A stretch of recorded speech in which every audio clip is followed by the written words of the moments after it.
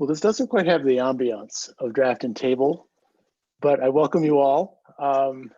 It's good to see you all here. We've got a great crowd, and if any of you are new to Lightning Lounge, basically our routine is to have 4 talks, each of them 7 minutes, and what we'll do is take questions after each. We've got 4 presenters today. Heather Edgar, who's Associate Professor of Anthropology. Wave to everybody, Heather, so they can see you. Fernando Moreu, Assistant Professor of Civil Engineering. Marissa Greenberg, Associate Professor of English. And Rosa Vallejos, Associate Professor of Linguistics. Welcome all. Our order of, we'll let Julia in, I guess. Yeah, here we go. Our order of speaking will be Heather, and then Fernando, and then Marissa, and then Rosa. So without further ado, let me welcome Heather Edgar, whose talk today is Improving Identification of Missing American Indians. Heather. Thank you very much. I'm going to go ahead and just start. Host disabled attendee screen sharing. Somebody better let me share my screen. Yay, the first technical difficulty is not mine. I'll own that one. Okay.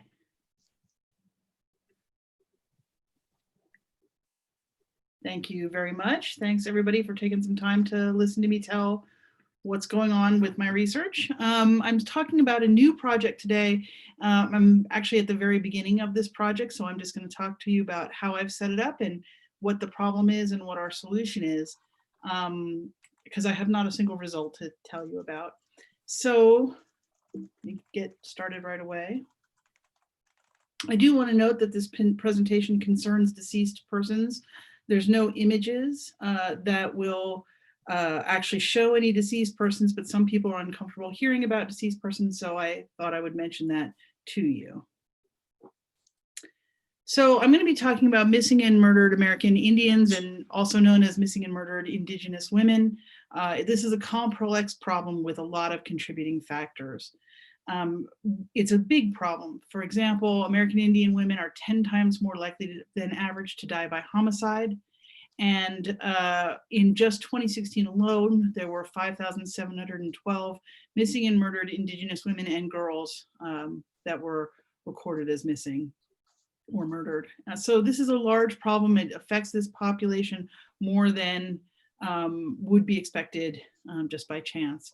There are a lot of causes for this. This is a multifactorial problem, and that it is very complex. And some of the issues that relate to it involve domestic violence, drug and alcohol abuse, poverty, living in rural life. Not that that necessarily causes it, but when you go missing in a rural area, especially in New Mexico, it's very difficult to be found. And then communication among law enforcement agencies, tribal, state, and federal. And then finally, errors in the forensic estimation of the biological profile. And I think this is probably the least known, least understood, and least discussed part of the problem, but it's the part that I'm gonna try to work on. So what is the biological profile? So the biological profile is what forensic anthropologists do. It's a big, at least half of what we do is trying to figure out who a person is.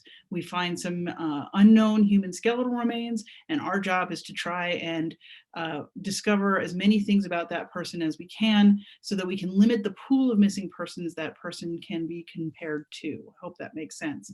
The components of a biological profile are to estimate the age, the sex, the population affinity, the stature, that's how tall somebody is, and the identifying characteristics of a person. So the 2 factors I'm going to work on are population affinity and stature. So let me just talk for a minute about how we estimate those things in forensic anthropology. So this is about how we estimate population affinity. And the most common tool that we use is a computer program called 4DISC. And 4DISC uses a bunch of measurements from skulls. That's what it does. All of these little boxes that you see on the screen under cranium and mandible are measurements we take on a skull. And all the little smaller boxes that you see across the top are the groups of people we can compare our unknown person to. So we have an unknown individual we measure, and we compare that to measurements taken from known people. That's the idea. And a bunch of fancy statistics happen, and we get a typicality and a probability that somebody belongs to a particular population. So here's some information from the FORDISC Help Manual. And what you'll notice is that they mention that they have 13 populations, and their samples consist of individuals born after 1930, except for Native Americans. You'll also notice that, say, for American Blacks, there's about 350 individuals represented. For American whites, it's more like 1,300 individuals. But for American Indians, they first say that the sample is about 90, but actually, if you look closer, it says the sample consists of forensic cases, 15 males and 5 females from the Southwest, and that the rest of the samples are individuals from the 19th century. And so you have to kind of make the assumption that nothing has changed from the 19th century to today. That's a very bad assumption. Now, there are a lot of really good reasons why the American Indian sample is this small. Nevertheless, the fact that it's really small influences our ability to properly figure out that somebody is an American Indian. So let's talk real fast about how we estimate stature. This is the same program, FORDISC, it's just a different component of it. Here, the measurements we're taking are from long bones below the skull. And what you'll notice is, yeah, we take a bunch of measurements, but across the top, there's the 4 samples we can compare to: Black females, Black males, white females, white males. So using the most common tool, there is no method for estimating how tall a Native American skeleton is. There is not a program, but a written reference that we can use, but again, it's based on pre-contact individuals. So that's the problem. I can't believe it, I'm on time. That's the problem. Let me tell you about the solution. And it's a solution that's unique to UNM and to New Mexico. And that's the New Mexico Decedent Image Database. This is a new database. It came online in the middle of February. And it's housed here at the Office of the Medical Investigator, or the data comes from the Office of the Medical Investigator here at UNM. It's housed actually at the Center for Advanced Research Computing, and also parts of it are at UNMIT. And what this database is CT scans of 15,243 individuals who died in New Mexico between 2010 and 2017. And they are documented with up to 69 associated data fields. So they're very well documented. We know a lot about these people. Sure, we know how old they were when they died, and we know what they died of, but we also know many other things about them. One of the things we did was call next of kin for thousands of these people and asked questions about what their relative did for a living, what their hobbies were, whether they'd been in the military, a lot of other kinds of pieces of data like that.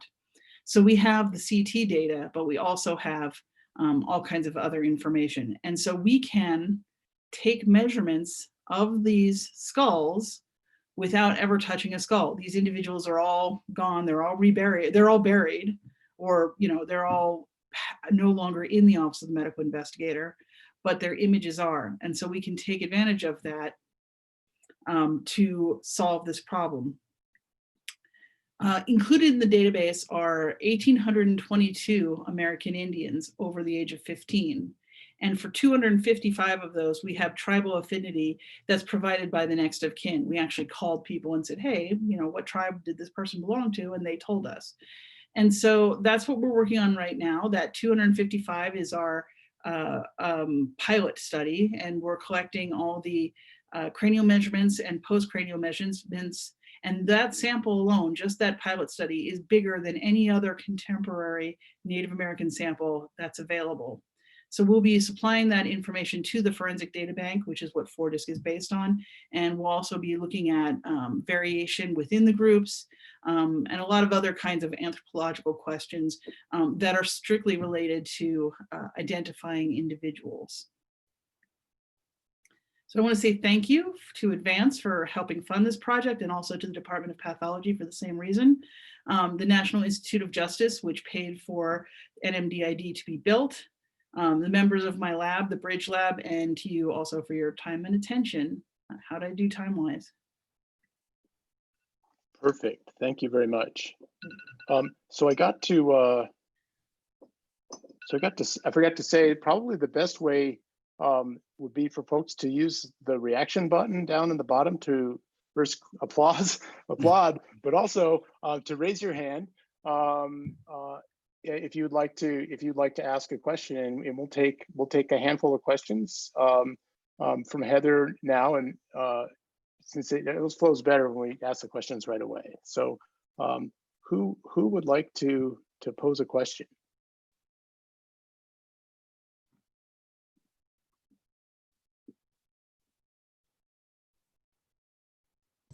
I have a question. How has the outreach to the tribal community been with the development of this data? So regarding the development of this project, collecting the data, we're working on building an advisory council right now. We are expecting to have a couple of members from UNM, a couple of members from the community, and a couple of members from government.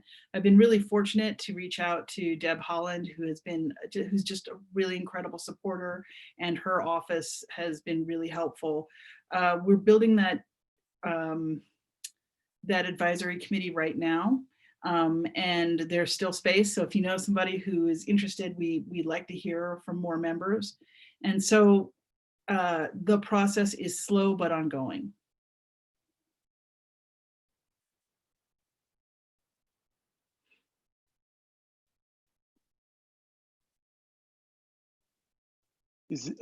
Heather, is this the first use of this type of data for this purpose?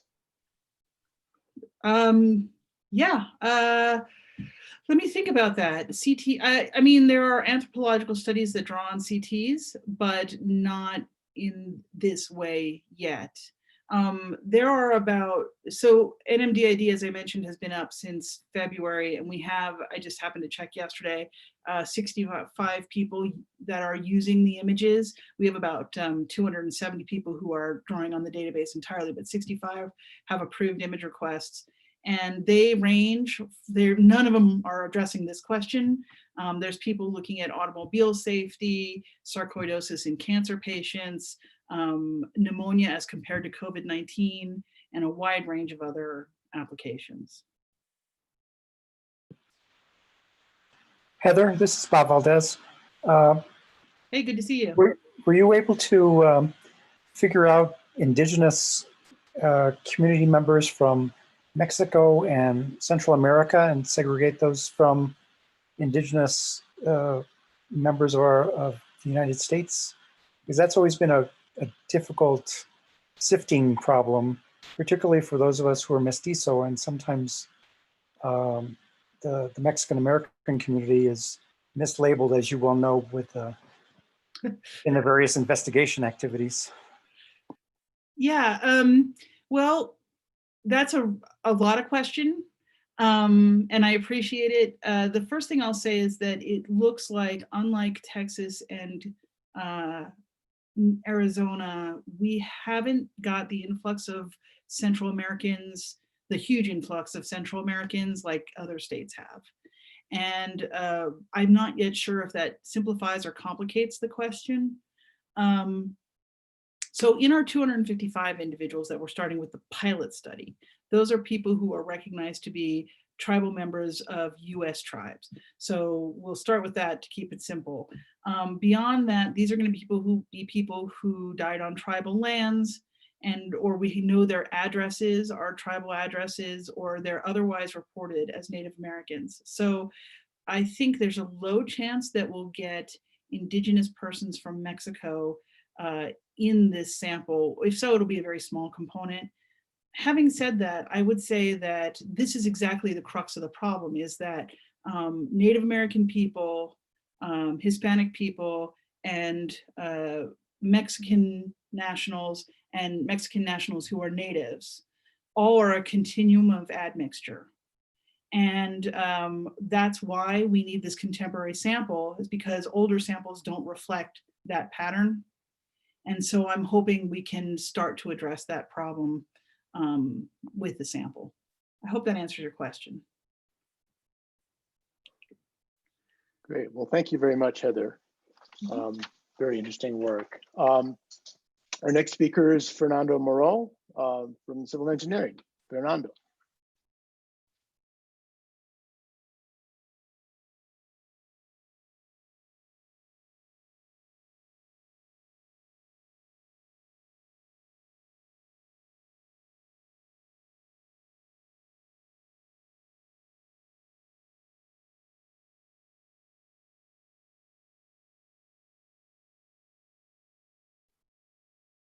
Okay, can everybody hear me? Yes, well, thank you for inviting me to the lightning round. My name is Fernando Moreu. I'm assistant professor in civil construction and environmental engineering. And I have a summary of some of the work that we're doing here at the University of New Mexico in a I hope, interesting topic for all of you. Why a civil engineer talks about interfaces. I worked 10 years in the industry doing inspections of old bridges, and we do a lot of inspections of our infrastructure. We need to do that, but it takes a lot of challenges: access, memory, experience, and you don't have enough resources to conduct this kind of work. So what I have here, okay, let me, thank you for the note. Let me change this. What about now? Thank you so much. Is this better? Okay, great, thank you. So in our profession, we interact a lot with the built infrastructure. We are looking into the Society of Civil Engineers, where they stated that for 2025, our decisions will be made by data. And that's something that resonates very well with our university and the work that we do in engineering, living databases, sensors, and diagnostic tools for decisions. The problem that we have in engineering, and especially in infrastructure management, is that we are not used to change decisions. We are very restricted in changes. So what we're thinking is to explore this interface to change those decisions. The question is, does more data change decisions? I don't think so. Any takers that know what is this symbol? Anybody on the audience knows what that is? I'll be surprised. I'll be gladly surprised. But let me move on here. Is Neuralink is the new company from a famous person, Elon Musk, the 7th richest person in the world, and it was unveiled in August 27th. It's a breakthrough technology for the brain that explores how to connect the brain to a computer and eventually help people to change things in their environment via the power of thought. So this work is not new in the university. This has been explored for decades, and we have a lot of departments and colleges dedicated to this area. But the question that I pose as from the engineering side and from the infrastructure, can we, and this is what Musk is trying to challenge, can we create a superhuman based on a superhuman cognition? And I think that solves the problem. The interactions will happen because of this new cognition. Those interactions will cause new decisions. So for the second part of my presentation, I will share with you the work that our students in UNM are doing on this area. And we're also conducting with our colleagues in the national labs in New Mexico. Infrastructure is a square, like engineers, right? Humans are more rounded. We feel, we see, we feel comfortable, familiarity, and then we change decisions. So we are trying to explore this augmentation of interfaces between these structures, and let's see if that green color of human can change the decisions on that area. This is not My idea, NSF is interested in this idea, and I know many of the people on the audience are very interested in NSF, so that's why I put this here. So it's an interesting topic for the work that we do in UNM, and I'm very excited to work on this direction. Some of the examples that I have: changing the human infrastructure accessibility. This is the way I inspected bridges. I bring my hammer, I tap on the concrete, and I listen. Depending on the sound, I will decide if it's good concrete or bad concrete, because I cannot see inside. So could we make it, instead of 3 hits, could I do thousands of hits and process that data much faster? And could I do it with the same energy? And could I do it in any part of the building that I want? So we built with Los Alamos National Lab a drone with a hammer that can hit hundreds of thousands of hits and learn faster than a human. Humans were not good to remember sounds. We are not designed for that. So can we make these superhumans, super ears, super decisions?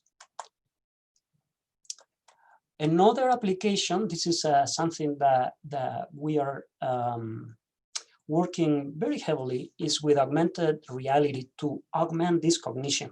So what we have is the use that interface to collect information out there on the field, where we can measure changes on the maybe the bending, and we can compare with the information from the past. We believe we can also increase the speed where inspectors collect cracks in the field. They don't need to climb, they could do it. Maybe we have 12 seconds versus 30 seconds, and we don't even touch the tape measure.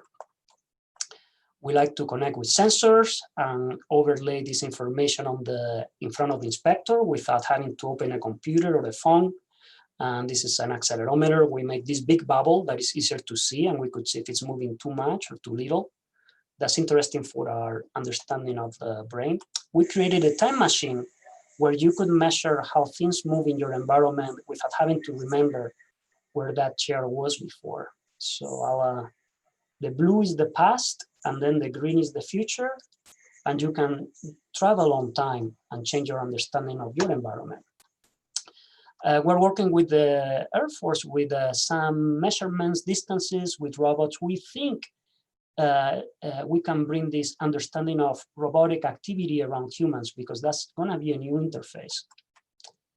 And finally, we are interested in understanding how the engineers, and this is our colleague in Los Alamos, David Mascarenas, and we put some low-cost EEG measurements, and Sam was talking in different languages, and we feel we can, if you are more familiar, the signals go down. When you are nervous, they go up. So maybe we can change the training. Finally, some experiments with the Air Force and the fire department to train people faster without having to be on fire. So this is like you change your environment and change your decisions. Another work that we'll be looking into dynamics on the laboratory. If we can see the data in real time, you can understand the engineering much better. So this is a beam that we have here on the structures lab, and you could see the mode shapes, on your structure. We're interested in bringing this to education. We're working with the College of Education, great interdisciplinary work. For the future, we're trying to reach out experts in animals, because we think with augmented reality, animals could be a new interface, the same way that blind people get that interface with their environment. Maybe dogs can also be, or other animals can be an interface with that infrastructure. I will skip the conclusions here, concentrate on this interface, and I will be open for questions. Thank you very much.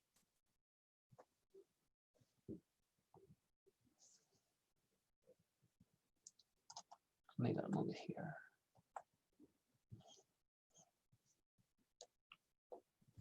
Great, thank you very much, Fernando. Very interesting. Let's see.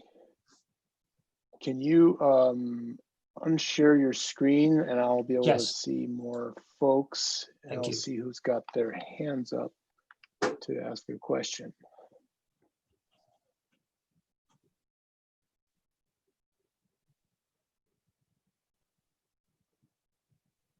What questions do any of you have?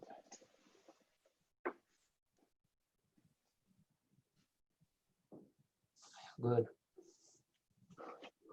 But let me just ask you one, Fernando. What do you think is going to be the sort of first application of this? In other words, where do you think these sort of augmentations will be most useful soonest? Thank you, William. So today we went to the Albuquerque emergency office. We're working with the firemen. We're thinking about training them without the smoke. We're also thinking in the in an environment where you're doing rescue for people, it would be valuable to see how the environment around you is changing, so you can decide if it's safe to stay or not. We're also working with the UNM hospital. With COVID, we identified that sometimes the health community now needs to be present, but not too close to collect data of people. So maybe we could share this data without touching and across different experts. That would be useful for them. So those are two examples that we have. Great, thanks very much. I think we had a question from Stephen Bishop. Stephen. Yeah, so this was really interesting. But one thing I was thinking of is that this would be something that would be particularly useful in areas where there's really long distance, like the bridge inspection technology. Mm-hmm. In areas where there's a lot of distances between locations, where it's very difficult to get around. So more specifically, I'm thinking about a lot of communities, a lot of regions in a place like Africa, although there's a lot of other places, of course. So I'm just wondering, how affordable would this type of technology be for economies that are perhaps not as robust as the United States? Thank you, Stephen. Good question. So the cost of the device that we use is $3,000. It's HoloLens from Microsoft. We don't get any money from them, so I'm not advocating from them. So, but they are. We like it's portable, it's wireless, 3,000. You could argue it's like a laptop, an expensive laptop, and you don't need everyone to have them. So if you factor it with other tools that you would have in these companies or these organizations or these agencies, it's a tool that is, I believe, is affordable. The challenge is more in the programming. So the question of, like when you mentioned helping in rural communities or very remote locations, could be in actually giving them the programs already. That would be the things that maybe we can help them with. I think the money wouldn't be that big of a challenge, but maybe you bring a good point. Maybe it has to be less intimidating.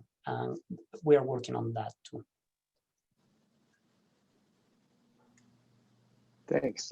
There's a question from Eleanor Merritt. Eleanor. Okay.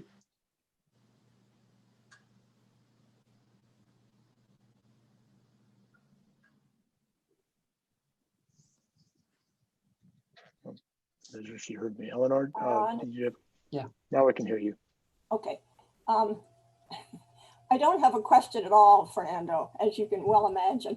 I'm the one that wrote to you and sent you my husband's book about all the articles. Hi, Eleanor. Illinois and Dr. Peck. Yes. I had heard from my cousin's husband, who's a professor there at New Mexico, and he sent me he just sent me the information and said, if you want to see who Fernando Moreu is and listen to him, get on Zoom. So that's what I've been doing. So I just think it's absolutely wonderful that through my cousin's husband, here I am in Gainesville, Florida, watching you and looking at you and listening to you. And it's an honor. Wonderful. Thank you for joining us, Eleanor. Thank you. Oh, absolutely. We've expanded the audience. Thanks. Yeah. Thanks for coming. Rich, you've got a question. Go ahead. Yeah. Fernando, thanks. That was a lot of stuff. Happy first day of winter, everybody. So the human history with technology is that, right, if it's possible to do, human beings have done it. And it seems to me, I'm especially interested in the brain technology interface stuff that you started with. I assume there's people thinking out there about the ethical implications of all that. And it seems to me there's incredible promise and also incredible risk to the human future there. So I'm not asking, is there ethical thinking about it going on, but rather, what's your sense of, are there actually mechanisms that'll help humanity decide what to do with that kind of breakthrough technology in the future and what not to do? Or is it going to be just a race? If it can be done, it's going to happen. I'll give you my opinion. I'm somewhat limited in what I know. I think the future is here. That's my opinion. And to answer your question, I don't think we are covering those important questions, because the ability now to travel on time, 3 years ago when we presented this in a conference, people were offended. It was too much. And now they love it. So we're doing things a little ahead. I think maybe this is New Mexico, so we kind of feel comfortable talking about things a little fast. And to answer your question, I think there is, we're doing things before we can see you say ethical, maybe privacy, maybe there are things that we are learning, collecting about learning that maybe are telling you more about the person than just learning. Uh-huh. Yeah. Yeah.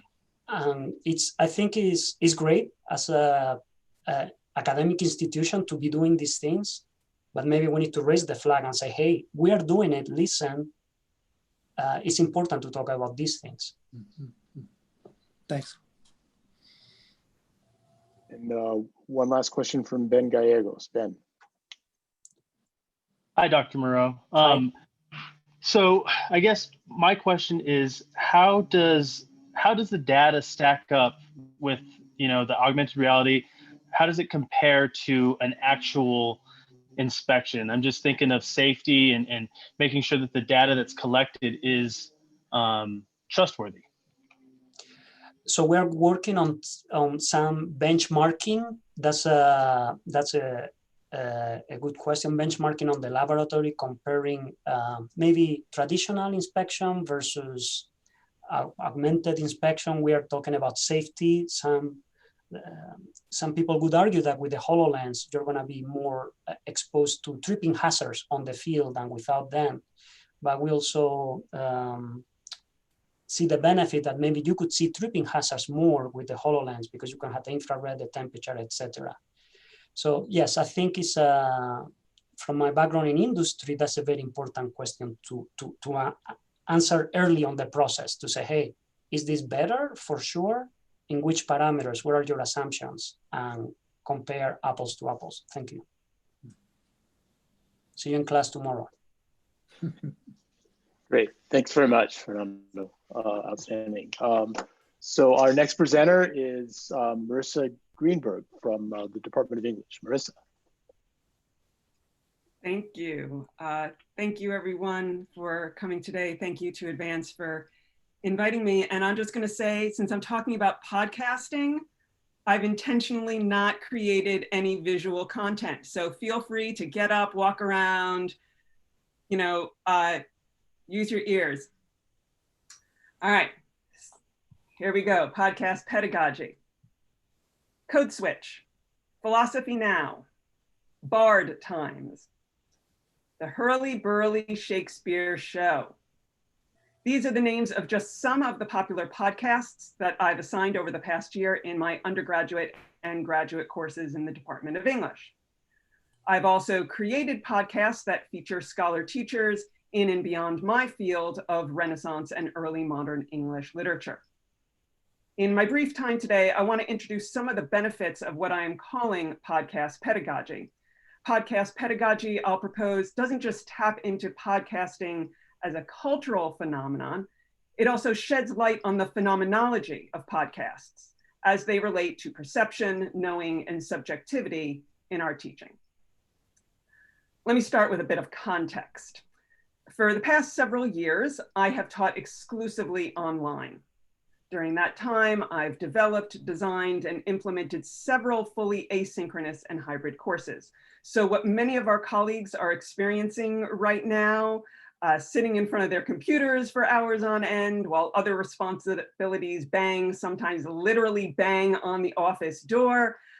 I've been doing it for a long while. And what it's taught me, among other things, is how hard virtual teaching and learning can be, physically, mentally, and emotionally.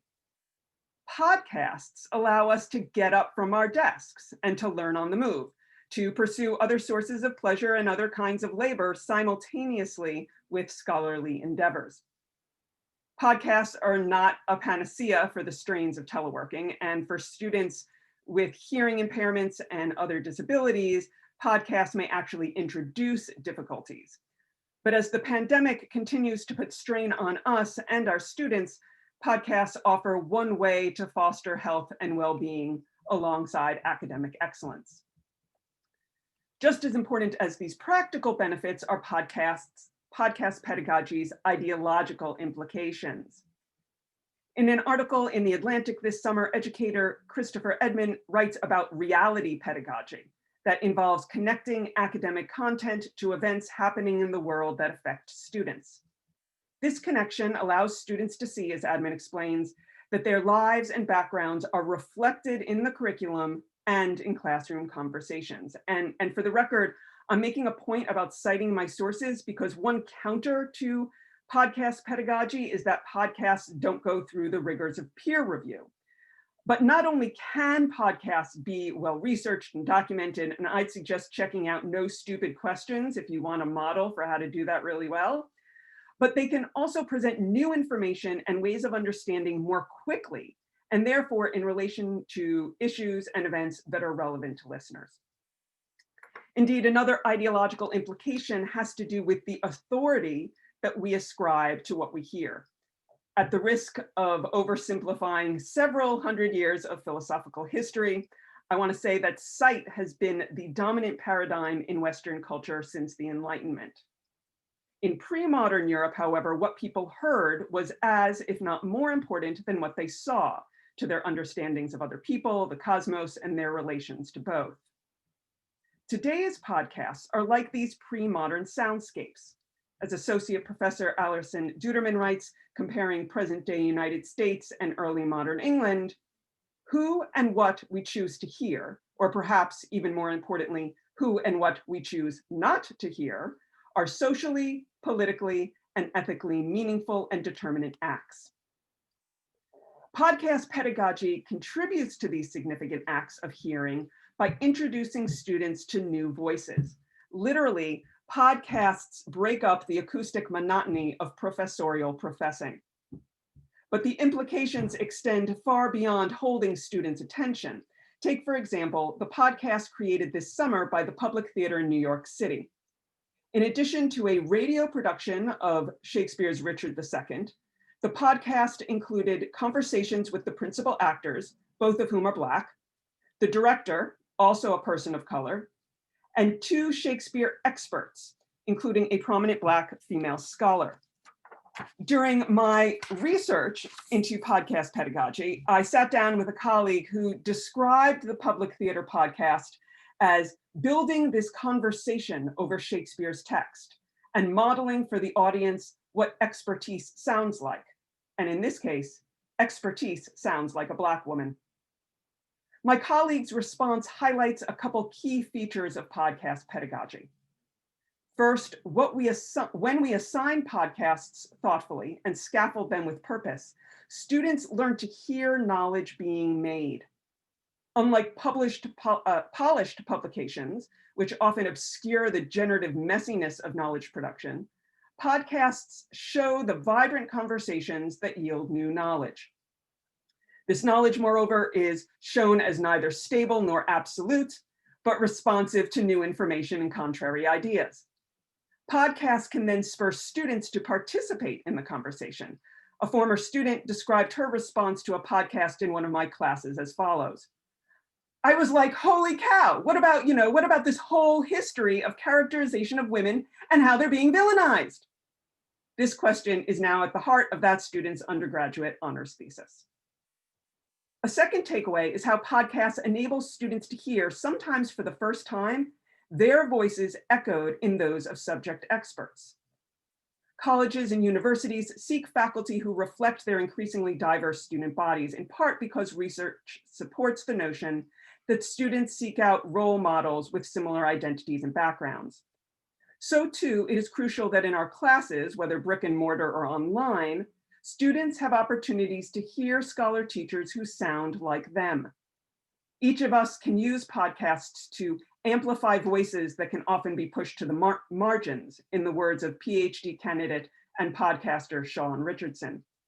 These voices include those of Black, Indigenous, and other people of color, voices of women and people with disabilities, as well as untenured and first-generation scholar teachers. Now, listening for identity and background is not unproblematic, of course. It risks reinforcing what Jessica Lynn Stower, Associate Professor of African American Literature and Sound Studies, calls the sonic color line.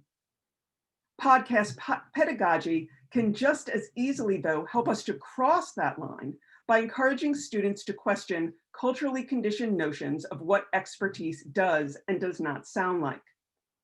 For many students, that means recognizing the voices of subject experts as their own, and in that recognition, also hearing an invitation to join the conversation. My point then is simply and radically this: podcast pedagogy can support our well-being and our course learning objectives, but can also advance the far-reaching and collective goals of social justice. Thank you.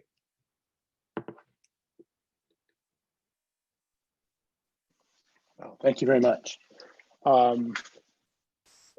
Yeah, we got lots of applause here. I think that's a hand up for Marigold Walsh-Gilly. Marigold. Hi, Marissa. Thanks so much for this. I have been also exploring podcasts in my classes, but I am ready to take the next step and explore the production of podcasts as assessment or as activities in class. And I wonder if you can just speak a little bit about your experience with that and potentially give me some resources or some sort of suggestions for a first timer.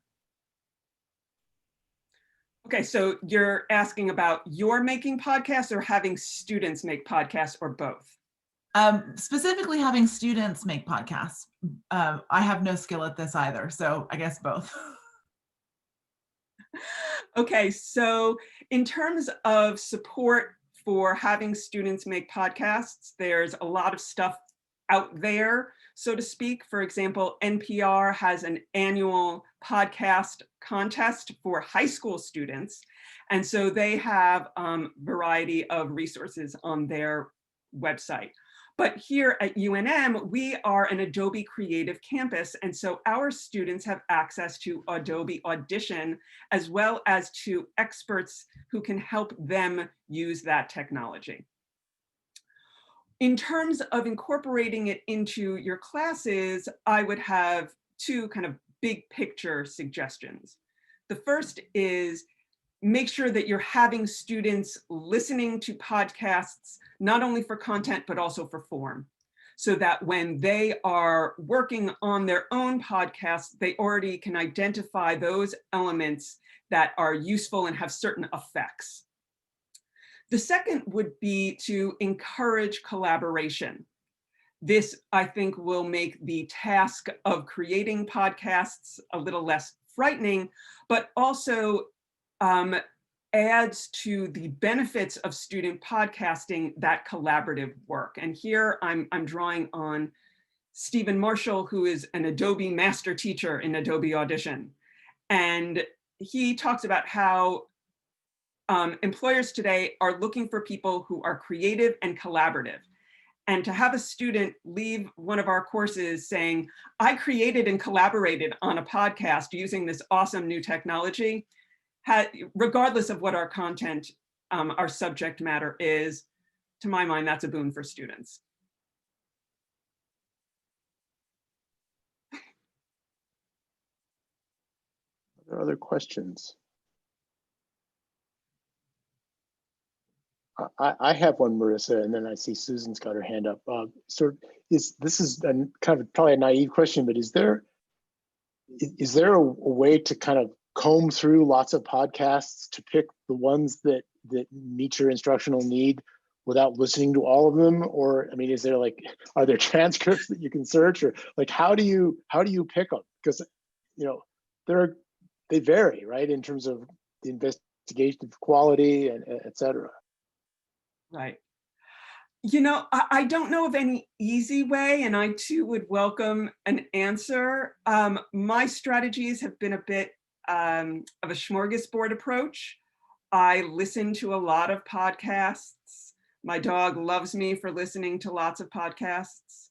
I actively seek out podcast recommendations from all sorts of people in all different fields. And then I also do a lot of hunting and pecking online. In terms of transcripts, sometimes there are transcripts attached to podcasts. Sometimes you have to subscribe to a podcast and pay a fee. Most often I find myself making transcripts to ensure student access. So I wish I had a simpler solution. Great, thanks for that. Susan Atlas, you have your hand up. Yeah, hi. Thanks very much, Marissa. It was a wonderful lightning talk. So I've been thinking about teaching for next semester. I'm not currently teaching, but I will be in the spring. And I've been thinking about lots of different modalities. I'm in the sciences. So there's really no way to avoid having equations and things like that. So doing a pure podcast simply won't work. But one of the things that I've been trying to think about is, let's say I have a blackboard or I'm writing on an iPad or something like that.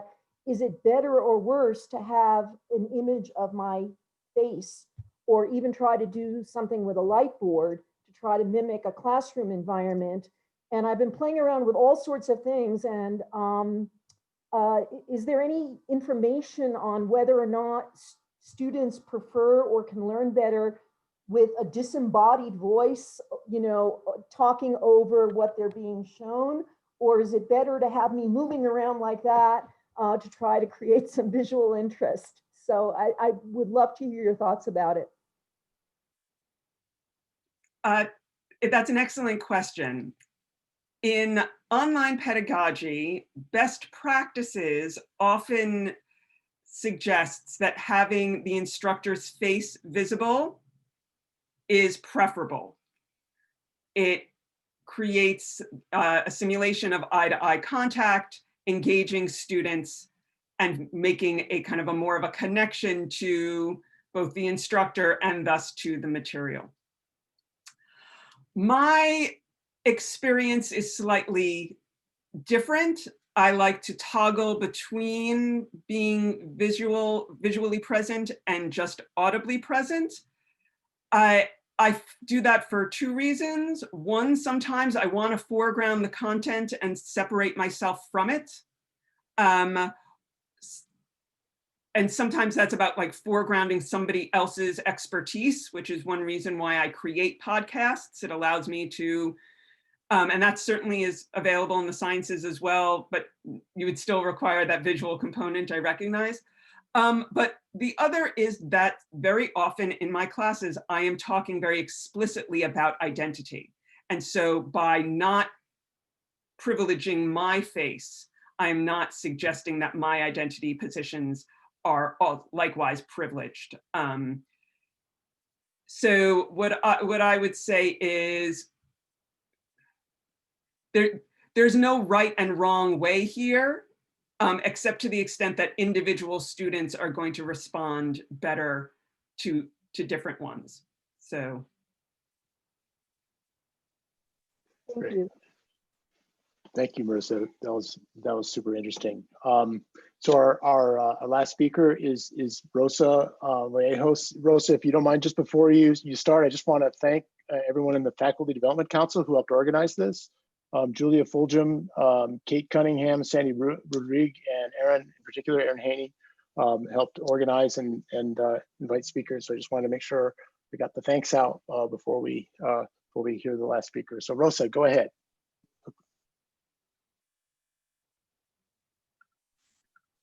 So I'm gonna go ahead and share my screen now.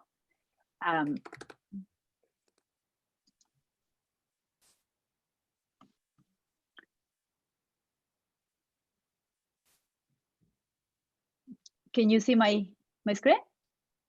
Yes, got it now. Perfect, thank you. So I'm gonna take you to the Amazon with me now and share some of my research on a couple of languages that I've been working with over the years. And today I'm gonna speak specifically about space and how do we think about space, in particular about static location. How do we locate objects in relation to a space? And objects will be referred as figures and space, ground. And languages differ in terms of conceptualizations about static location. And we know this because the multiple expressions that languages can have to, for instance, answer a question such as, where is X? Where X would be the figure. So there are at least 3 major types of languages. And one would be the language that uses a general component, predicate component, we call the copula. And this will be familiar to you. English is a type of language that uses a single copula to predicate about all kinds of figures, regardless of the type of ground, right? You would say the bottle is on the table, the ball is on the table, regardless of the object that you're being located. And so you will use the same copula. The same thing happens in Spanish. When you have la botella está en la mesa, la pelota está en la mesa, you will use a single element here. And of course, there's a little difference in English that you pay attention to some extent to the ground by using different types of postpositions.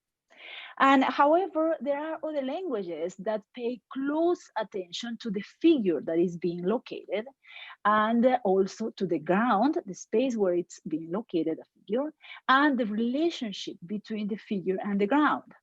And so there are 2 languages that have a small set of dedicated verbs to talk about location, and small being between 2 and 10.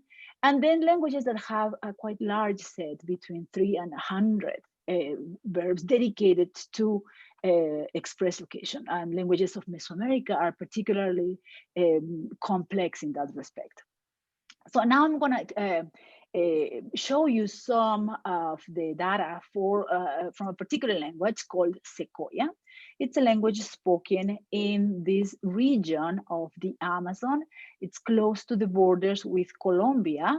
The population of Secoya people, it's estimated in 700 living in Peru and about 300 living in Ecuador. And in Peru, they live just in 9 small villages, very concentrated population. So over the years, I've conducted fieldwork and collected data, different types of data, using different types of stimuli, for instance, to make comparison across speakers and across languages possible. And today I'm going to present some data that I've collected with this series. It's a set of 68 pictures designed in a lab by psycholinguists, making sure of having several variables control, such as figure, shapes of the figure, types of grounds, and number of figures, and all so on and so forth. And here's an example of a response about the locating this the ball on the ground.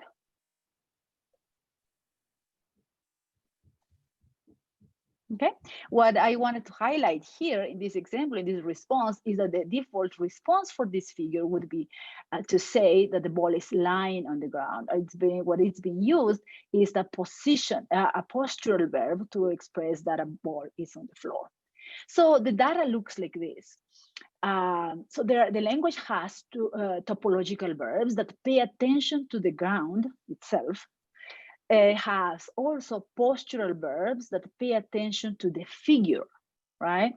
And there's also an existential verb that now talks about the location of the figure from the perspective of the ground. When I want to locate a bottle, and I was the bottle is on the table, I usually by default start from the figure. The bottle is on the table, but this construction is used to start from the ground. On the ground, on the table is the bottle. And then there's another construction that it's built with copulas. And these are used mostly for complex scenes that in the stimuli were designed that way, right? And I can talk about them more later if you want. So when you see this number of possibilities in a language, one of the questions that you ask is whether a single language may have multiple preferred conceptualizations of space. And so they use these different constructions to highlight different aspects of the locative scene. And if this is the case, how would a language like this would fit in the types, the three types that I just mentioned, right? In this context, preferred is captured by looking at the frequency of the use of the constructions among speakers, and then how systematically are they used, whether there are variations in the usage, and the ability of these constructions to describe complex scenes or atypical scenes, and whether we can negate the location of figures, say the bottle, it's not in the table. Can we use all these constructions for negation? Can we use all these constructions for questions, and so on and so forth? There's a set of variables that we have to look at to get to the point whether one of those is the preferred by kind of default construction. So, and here I'm gonna just talk about a few results regarding the frequency. Okay, so the data shows that the topological verb be on is used quite a bit, almost 45% of the tokens of 1416 instances. And then postural verbs are also quite common, and in particular lying, standing, hanging, and sitting. And when we look at these instances in terms of the verbs used with different figures, we see that they have the ability to predicate about different types of figures here. When we look at in terms of grounds, we also see that all the verbs can be used with different grounds, except here be in, which is quite correlates with containers in general, but the others do not. And then they also can be used for relations. So some of the conclusions are that these different constructions are used to pay attention to different components of locative scenes. In particular, topological verbs pay attention to ground, and beyond is used with, in general, surface, being nothing without elaborating further about surface, while being elaborates on the ground, being more like a container. While postural verbs, they perceive construed figures, inanimate figures, as vertical elongations, for instance, standing. And lying would be used when we perceive the figure as a horizontal elongation, and hanging or suspended from the ground, and sitting when we do not construe the figure, we do not see the figure as elongated at all. Right? And then the copula is used to elaborate on the relationship between figure and ground. And as I said, exist is to change the perspective from the figure to the ground and start predicating from the ground. So the conclusions about this piece of study is just that Sequoia has 4 different constructions to talk about space, different aspects of space. So they pay attention to different components as opposed to type 1 languages, type 2 languages that do not pay attention to those details. And that diachronically, the language is moving from one type to another. So there's a need to look at as a dynamic system. And thank you.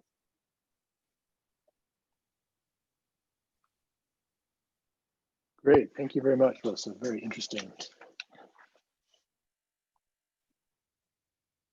And if you can stop your screen share, I'll be able to see the lineup and see who has their hand up.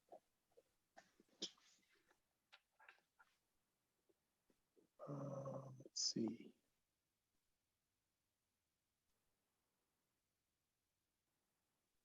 While other people are thinking of their questions, I don't see a hand yet. I want to ask, how do linguists deal with a situation where there is no counterpart in English or in another language that's being used to describe these words? For example, the words that denote location may, as you said, there in some languages there are as many as hundreds of different terms, which I assume don't really have anything like a direct counterpart. How do you deal with those kinds of situations? There's always ways to express what other languages have a more grammaticalized way, more stable way of saying in other communities, in other speech communities, because we'll be able to speak about those things as well, but maybe using different paraphrases, right? Going around and around, but get to the point, as opposed to other languages that have direct, very much grammaticalized ways of doing it. So there's the fact that, for instance, the fact that a language doesn't have a word for purple doesn't mean that the members of that community don't see purple, don't perceive purple, and they cannot speak about purple. Okay, that's the point. So one thing is whether they have dedicated means, linguistic means to talk about that, as opposed to whether they can actually talk about that issue, right? So that's the thing. There's always ways that we will find to express. In some cases, the expression that I use is, in some cases, English or Spanish don't help too much, but we have to stretch those languages to be able to capture what we see in these languages, right? If English doesn't pay attention to some categories, we will have to stretch English and to be able to capture what these other languages are paying attention to. Great, thank you. Marigold.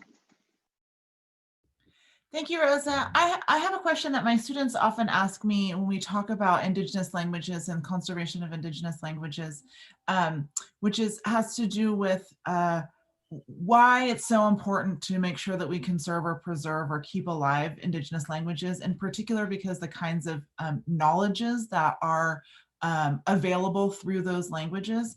And how would you respond to the question of what knowledges are lost when we lose languages? Do you have some really great examples of that kind of the way that languages inhabit or knowledges that might be lost when the languages are lost? Sure. That's a very important question. Usually is the first question that I ask. Why do you work with these languages? What should we care? And from a linguist perspective, of course, we need to understand how the human language works, right? How the mind works. And so far, we have only data from a small number of languages, usually the major languages, right? I don't want to use the term dominant languages, but that's what we have. But we don't know yet how much can the human mind vary, express to some extent. We can perceive things in different ways and express things in different ways. So from that perspective alone, from theory, we still need to test the hypothesis that we have so far about human language with more data points from different regions. Otherwise, our results would be biased, right? Very skewed to a particular type of language. And in terms of knowledge, it is very clear that these communities have been able to survive because of the vast knowledge that they have about their surroundings, about their environments, and being this about traditional medicine, about agricultural knowledge. Just think of, for instance, in one community that I work with, they lived at least 6 months a year flooded by water during the rainy season. And so they have several procedures about how to preserve food that it's produced during this 6-month period to be able to survive in the other 6-month period. And all of that knowledge in terms of procedures and to deal with food are usually encoded in their own language, right? About treatments for particular types of illnesses are encoded in their own language. So, and all of that can be filtered out, or all of the details can be lost if we do not document it in the language of the community in which it's encoded. So those are kind of the more obvious examples to explain the situation, but it's way deeper than that, right? And one of the things that was amazing to me is that when I was working for the first time in the Amazon, I was trying to collect names for species of fish, and I had for years like 100 words for fish, and 5-year-olds would have a vast knowledge of species, of all kinds of categorizations of fish that I was so far from understanding. Okay, I will leave it at that.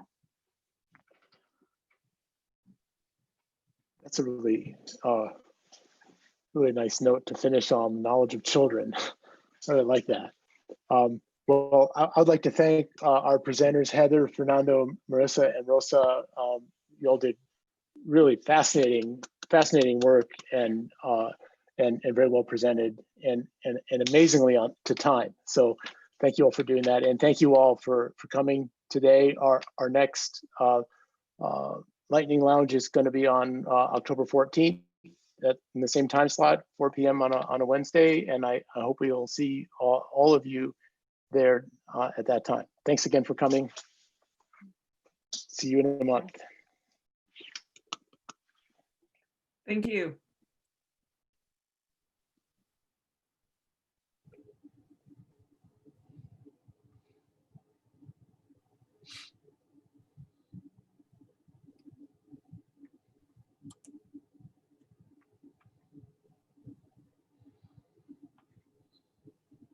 Thank you, Sandy. You're welcome. Organizing the whole deal. Really great. I think that went really well. That went really smoothly. And we had actually better turnout with the virtual